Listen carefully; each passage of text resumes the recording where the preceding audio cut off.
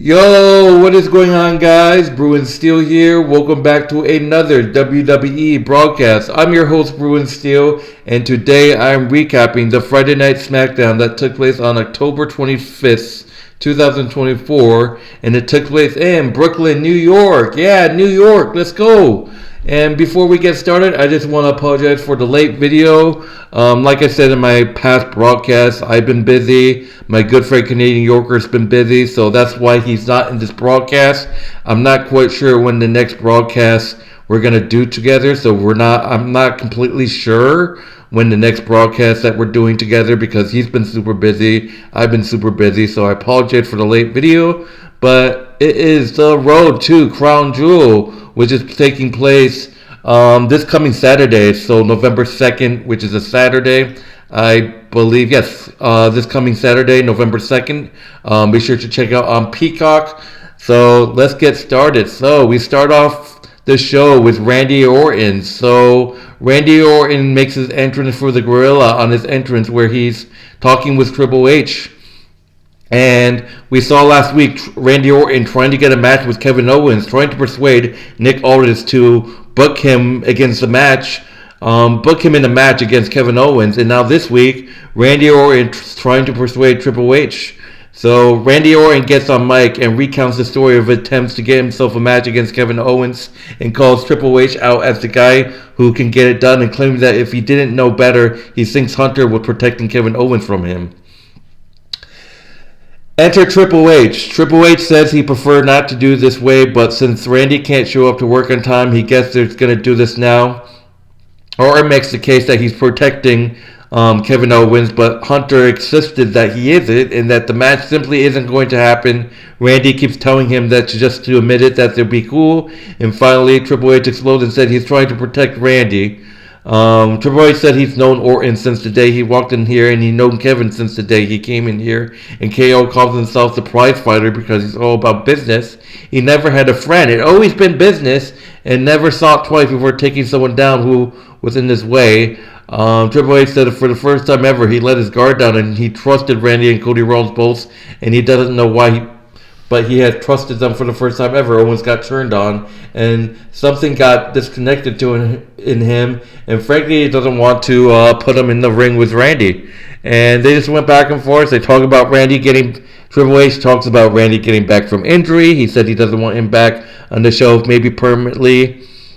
Orton tells him to cut the crap. He didn't ask for Triple H to come out here. He wants to serve Severo's assassin, the guy wearing a leather jacket and carrying a sledgehammer who beat the shit out of him on his own porch. Randy Orton asked Hunter what he was doing in this position and said this isn't the old Randy. But then eventually Triple H says through this whole pivot before telling him he hopes he knows what he's doing. Orton versus Crown. So it's official, guys. Randy Orton and Kevin Owens at Crown Jewel. Triple H tells Randy to protect himself at all times. Excuse me. Going forward and leave the ring. So we're getting Kevin Owens and Randy Orton at Crown Jewel, which is a little fishy. I feel like something else is going to go down the wire. This is going to be interesting because we obviously saw Kevin Owens attack Randy Orton. But, there's rumors saying that, what if, Kevin Owens teamed up with Orton and turned heel on Cody, whatever like that, because we all know Orton's probably going to turn on Cody at some point, but we have to see what happens.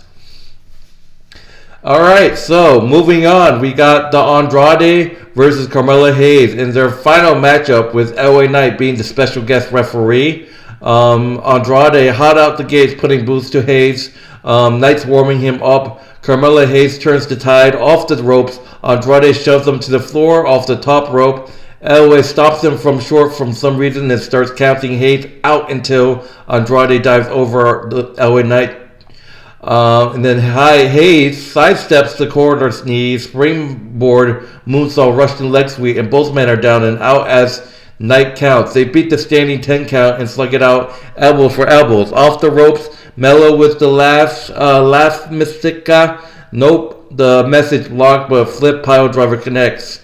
No referee. Knight pulls Melo out of the ring and bounces him off the announce desk. He hits the BFT on Andrade, one on Carmelo. Knight goes to the floor, rings the bell. He cuts a promo about how he's the United States champion and makes him the winner of this match. That's incorrect.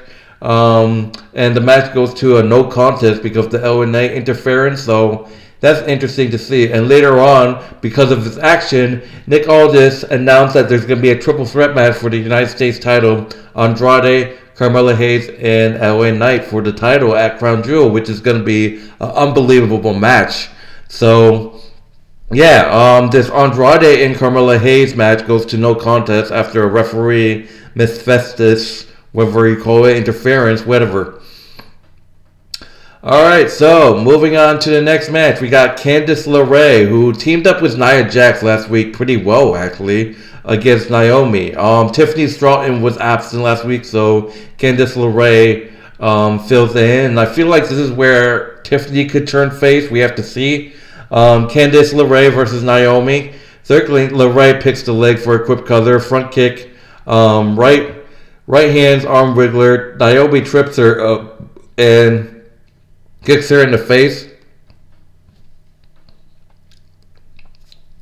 Naomi slides under a kick. Big famouser cross for two. Bulldog into the turnbuckle up in order. Candice blasts her with a DDT on the apron. LeRae with a near fall, following it with a standing neck crank. Naomi gets out Bulldog springboard. Round kick covered for two. Candice with the leg breaker over the second rope. Off the ropes, Naomi meets her with a kick, but Indy Hartwell throws her into the ring post and back into the ring. Bayley makes the save and throws Indy into the barricade and boosts her. Naomi with a full Nelson bomb on rolling her into a pin.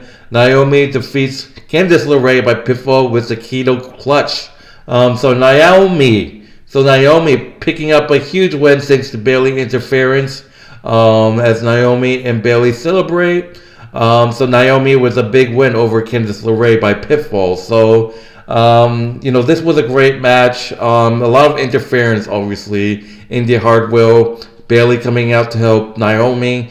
I feel like Tiffany is going to get ignored. I think Candice is just going to keep maybe having Nia Jax part. I don't know. I feel like they're going to leave poor Tiffany in the dark.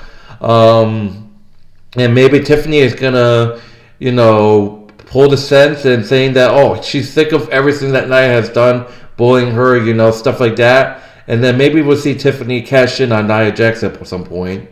But anyways, let's move on.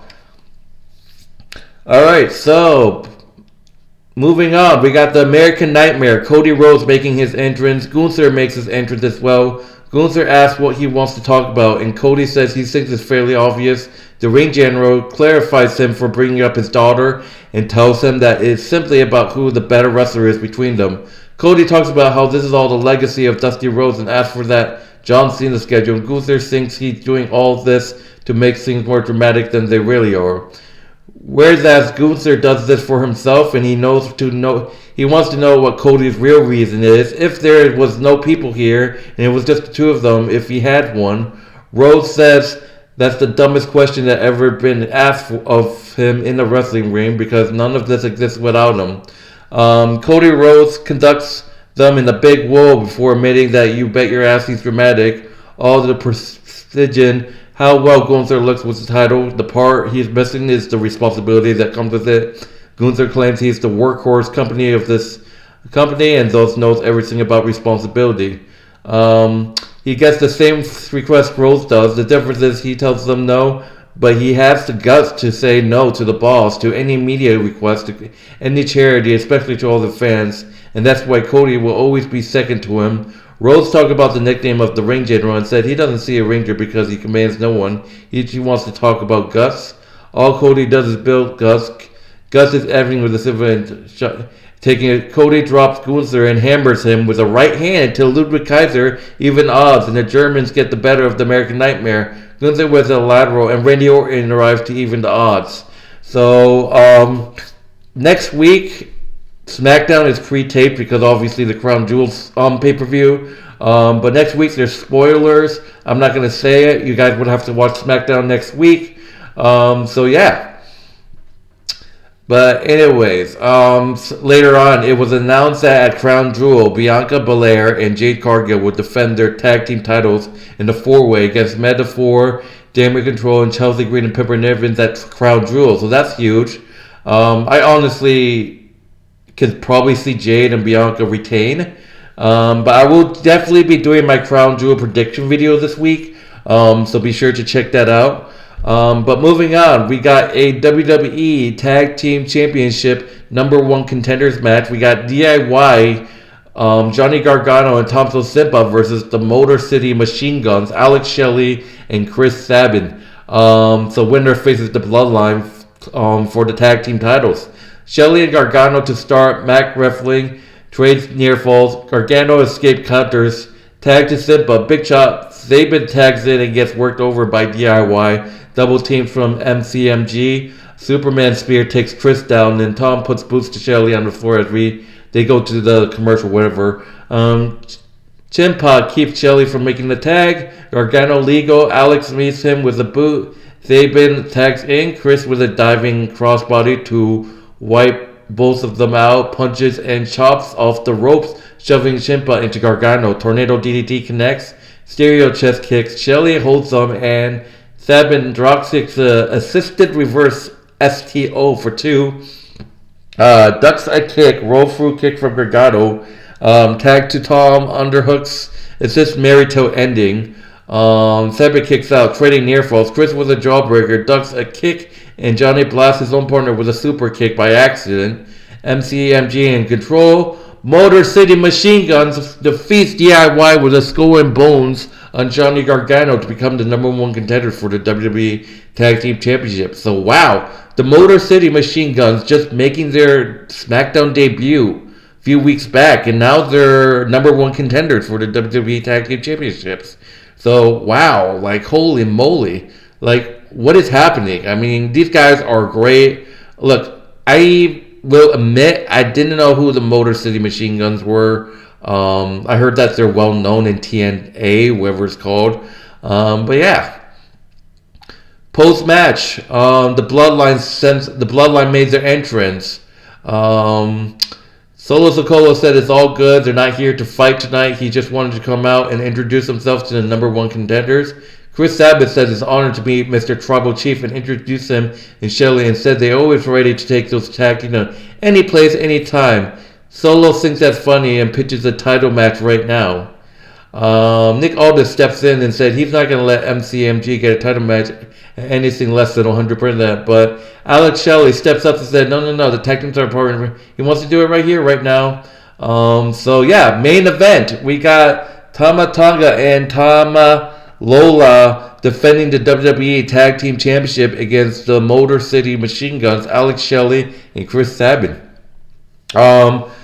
So all four men fighting early. The Bloodline takes control. Lola choking Shelley over the ropes as We Want Roman chants starts to pour out. Tag to Tama, running power slam connects. A man in a hoodie attacks Solo, and it turns out to be Big Jimmy Uso. Solo Sikoa and Jacob Fatu gets the better of Jim, and Roman Reigns gets the rescue for Jimmy. Superman punch takes the Samoan werewolf out as Jim recovers, and the Bloodline Classic takes care of him, and Solo on the stage and to the back. In the ring, Shelley tags out Sabin with a right hand to Tama, who whip a head cross, flare flip, up top missile dropkick sends Tama into the corner. Tama pulls the referee in the way, and Lola hits the spine buster. The Guerrillas bringing chairs into the match, but main agent Jey Uso is here to blast Tama Lola with a super kick, Van Demander, and chair shots to Tama, and off the top rope for a spear. He wakes Ayers up, and Chris picks Tama up. The Motor City Machine Guns hits the skull and bones on Tama Tonga to become your new WWE Tag Team Champions. I'm shocked, man. Well, I wouldn't say I'm that shocked because obviously it's a storyline. I don't think a lot of people expected this to happen, but it makes sense. Same with Jey Uso losing the IC title to Bron Breakker. It makes sense because they're setting this Bloodline versus the OG Bloodline at War Games, and possibility. It's like they're building up this Survivor Series War Games match between the Bloodline versus the OG Bloodline. That's the only explanation that could happen. So the Motor City Machine Guns are your new WWE Tag Team Champions.